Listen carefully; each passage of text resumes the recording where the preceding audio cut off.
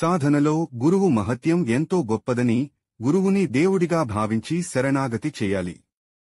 భగవన్నామ స్మరణ, భక్తి, దైవనామం జపించడం, ప్రార్థన, పూజ ఇవి మనసును నిర్మలంగా చేస్తాయి. ఏ పనిలో ఉన్నా లోపల దేవుడు సాయి జపం ఉంటే జీవితం పవిత్రం అవుతుంది. ఈ లోకం, ధనం, బంధాలు అన్నీ నశ్వరమని, నిజమైన శాశ్వతం మోక్షము.